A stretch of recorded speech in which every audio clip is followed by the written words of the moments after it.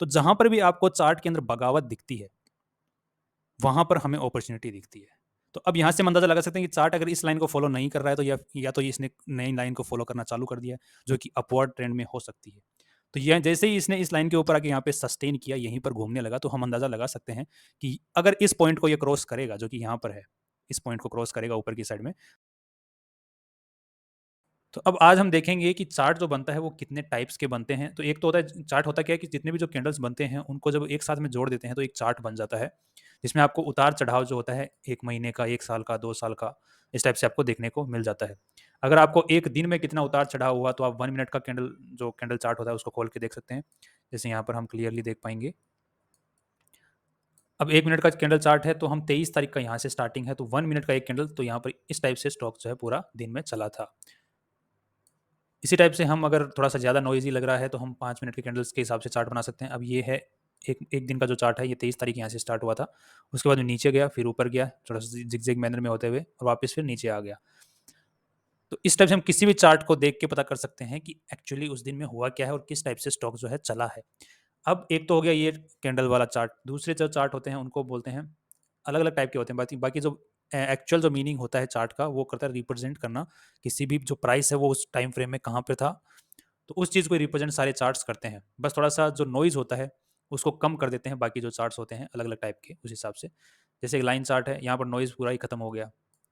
तो आपको जो बेसिक जो किस तरीके से गया है, ऊपर-नीचे हुआ है, वो आपको देखने को मिलेगा। अब यहाँ पर इसको हम 1 डे के हिसाब से देखते हैं। तो ये इस टाइप से चार्ट बना है।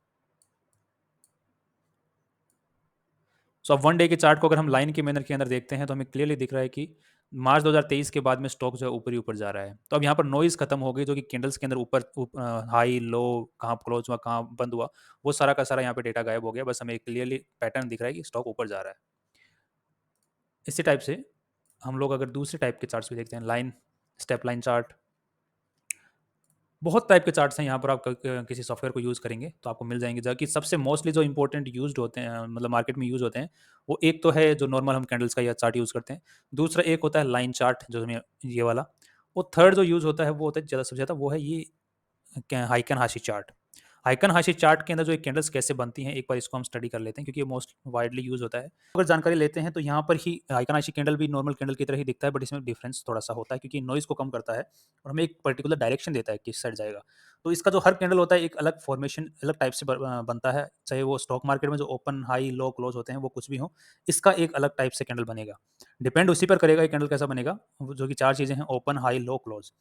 तो अब जैसे इसको समझने के लिए हमें क्या करना पड़ेगा, जैसे इस कैंडल को समझते हैं, ये वाला जो कैंडल है, इसका जो ओपन रहेगा, ये वाला ग्रीन कैंडल है तो इसका ओपन क्या रहेगा, नीचे रहेगा हमेशा। तो इसका ये ओपन पॉइंट है, ये ओपन पॉइंट डिपेंड करेगा जो प्रीवियस कैंडल है ये वाला, इसका जो ओपन और क्लोज पॉइंट है उस डिवाइड बाय 2 कर देंगे जो कि मिड पॉइंट है ये वाला।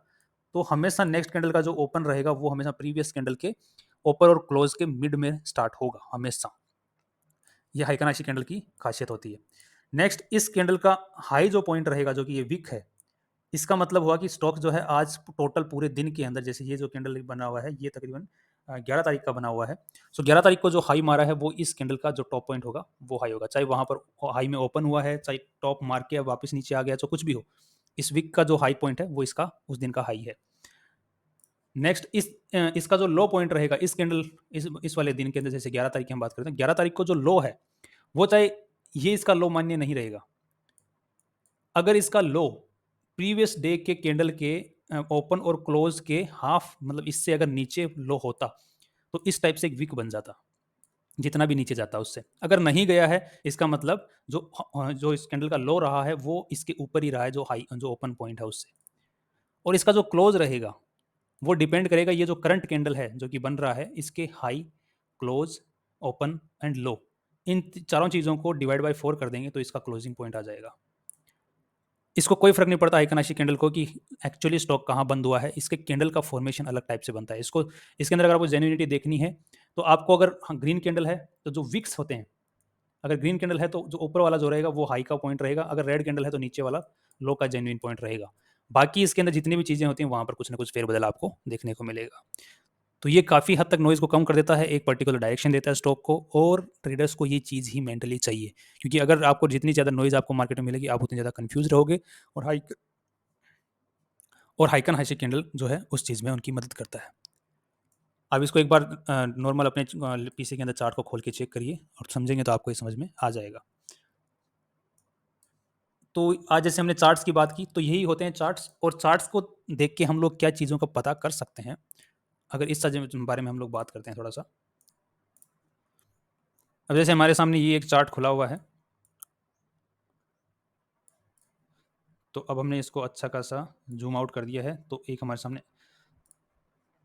तो इस चार्ट को देख के हम लोग क्या समझ पा रहे हैं यहाँ पर? इस चार्ट को सिंपली हम देख के ये समझ पा रहे हैं कि स्टॉक जो है, जो कि 7 मई 2020 से यहाँ से लो बनाया था, और उसके बाद में एक अच्छा खासा ऊपर बूम दिया इसने, और बाद में एक अच्छा खासा सीधा का सीधा सीधा बूम दिया, और उसके बाद में वहीं पर घूम रहा है। इस चार्ट को देख के हम लोग ये अंदाज़ा लगा पा रहे हैं, राइट?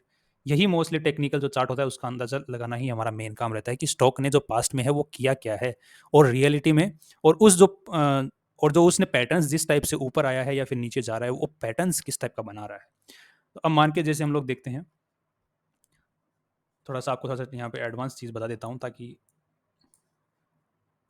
अब जैसे हम लोग ये देख पा रहे हैं कि ये स्टॉक जो है इससे जस्ट पहले वाले टाइम फ्रेम में ये नीचे जा रहा था। तो जब भी ये नीचे जा रहा था, तो ऊपर आया, इस लाइन को टच किया, देन नीचे गया, फिर अगेन इस लाइन को टच किया, अगेन नीचे गया, फिर लाइन को टच किया, फिर नीचे, फिर लाइन को टच करके नीचे जा रहा है, लाइन को टच करके वापस नीचे जा रहा है, नीचे जा रहा है, फिर ऊपर आ रहा है, वापस लाइन को टच करके ऊपर आ रहा है, और यहाँ पर आया, फिर लाइन को टच करके वापस नीचे जाने की ट्राई करा था, बट वापस इस लाइन को इसने तोड़ दिया, यहाँ पर इस लाइन को तोड़ा, और बाद में इसी लाइन को नीचे जाके वापस टच करके फिर ऊपर भागना चालू किया। तो यहाँ पर क्या हुआ, इस लाइन को एक्चुअली ये फॉलो कर रहा था मार्केट, ये जो स्टॉक का जो चार्ट है वो फॉलो कर रहा था, उस लाइन को इसने तोड़ दिया, मानना बंद कर दिया, यहाँ पर इसने बगावत कर दी इस चार्ट ने। तो जहां पर भी आपको चार्ट के अंदर बगावत दिखती है, वहां पर हमें अपॉर्चुनिटी दिखती है। तो अब यहाँ से हम अंदाजा लगा सकते हैं कि चार्ट अगर इस लाइन को फॉलो नहीं कर रहा है, तो या तो इसने नई लाइन को फॉलो करना चालू कर दिया है, जो कि अपवर्ड ट्रेंड में हो सकती है। तो यह जैसे ही इसने इस लाइन के ऊपर आके यहाँ पे सस्टेन किया, यहीं पर घूमने लगा, तो हम अंदाजा लगा सकते हैं कि अगर इस पॉइंट को ये क्रॉस करेगा, जो कि यहाँ पर है, इस पॉइंट को क्रॉस करेगा ऊपर की साइड में, तो हम बाइंग कर सकते हैं। तो जो भी समझदार लोग हैं, जो टेक्निकल एनालिसिस को जानते हैं और कंपनी फंडामेंटली स्ट्रॉन्ग है, तो उन लोगों ने यहाँ पर अच्छी खासी बाइंग की है, और जिसकी वजह से अगर आप यहाँ पर ध्यान से देखेंगे, तो एक अच्छा खासा यहाँ पे ग्रीन कैंडल्स आपको दिख रहे हैं, जो कि अच्छी खासी बाइंग यहाँ पर हुई है। और उसके बाद में आपको दिख रहा है क्लियरली यहाँ पर कि स्टॉक जो है ऊपर ही ऊपर गया है, ये देखो कहाँ से। और ये प्राइस कौन सा था, ये प्राइस था 75 रुपये के, 62 रुपये के आसपास में। सो 62 रुपये से सीधा का सीधा कहाँ तक गया स्टॉक, 300 रुपये जाके आया है। सो ये एक टेक्निकल का थोड़ा सा आपको विंडो था, मतलब थोड़ा सा बताया कि टेक्निकल एनालिसिस किस टाइप से हम लोग करते हैं बेसिकली। ये सिर्फ एक चीज़ बताई थी, बाकी और चीज़ों की भी हम लोग बात करेंगे कि चार्ट से हम लोग और क्या क्या चीज़ें पता कर सकते हैं, ये बेसिक है। आगे जो हम नेक्स्ट जो कल बात करेंगे, वो चार्ट के अंदर जो सबसे मोस्ट इंपॉर्टेंट चीज़ होती है, वो होते हैं इंडिकेटर्स। बेसिक इंडिकेटर जैसे वॉल्यूम इंडिकेटर हो गया, चार्ट भी अपने आप में, ये जो कैंडल्स हैं ये इंडिकेटर ही हैं, कि लो बताता है, हाई बताता है, ये इंडिकेटर ही है हमारे लिए। तो इसी टाइप से वॉल्यूम इंडिकेटर होता है, एक वॉल्यूम प्रोफाइल इंडिकेटर होता है। हम अगले वीडियो के अंदर इन दो इंडिकेटर्स के बारे में बात करेंगे, और उनसे क्या हम निष्कर्ष निकालते हैं उस डेटा से, उसके बारे में चर्चा करेंगे। सी यू टुमारो।